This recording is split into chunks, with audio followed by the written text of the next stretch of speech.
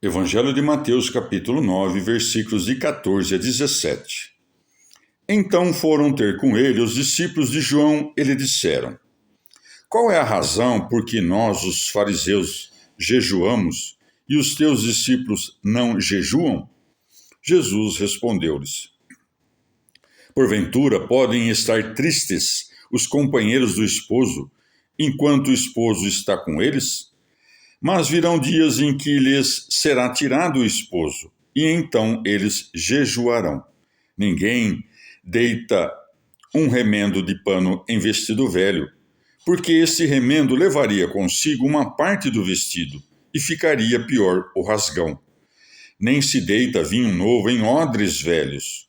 Do outro modo, rebentam os odres, derrama-se o vinho e perdem-se os odres. Mas deita-se vinho novo em odres novos, e assim ambas as coisas se conservam. Palavra da salvação. Comentário: Mateus 9, de 14 a 17. São Jerônimo. Pergunta soberba e vaidade culpável do jejum. Os discípulos de João não tinham desculpas por terem se juntado aos fariseus, a quem sabiam que seu mestre havia condenado, e que caluniavam aquele que sabiam que ele tinha anunciado.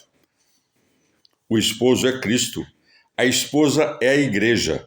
Desse matrimônio espiritual nasceram os apóstolos, que não podem estar de luto enquanto veem o esposo em seu quarto nupcial e sabem que ele está com a esposa.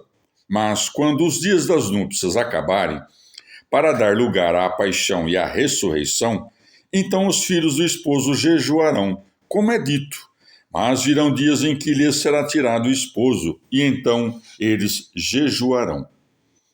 Alguns baseiam-se nessas palavras para concluir que se deve consagrar ao jejum os 40 dias que seguem-se à paixão, embora os dias de Pentecostes e da descida do Espírito Santo, que os seguem imediatamente, induzam-nos à alegria.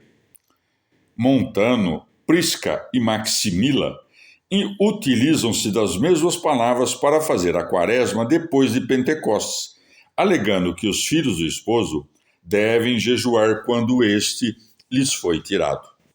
Mas o costume da igreja é preparar-se para a celebração da paixão e da ressurreição mediante a humilhação da carne, a fim de que, pelo jejum do corpo, preparemo-nos para o festim espiritual. Ou de outro modo, devemos também entender por vestido velho e por odres velhos os escribas e os fariseus. Esse pedaço de pano novo e o vinho novo são os preceitos do Evangelho, que os judeus não podem suportar, pois poderia causar uma maior rasgadura.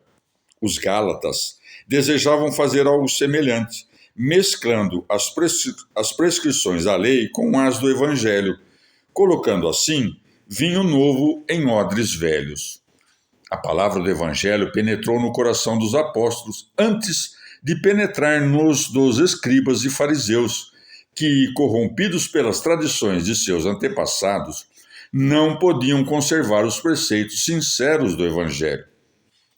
Ou também, quando por causa de nossos pecados, o esposo distanciar-se, é preciso recorrer ao jejum e entristecer-se.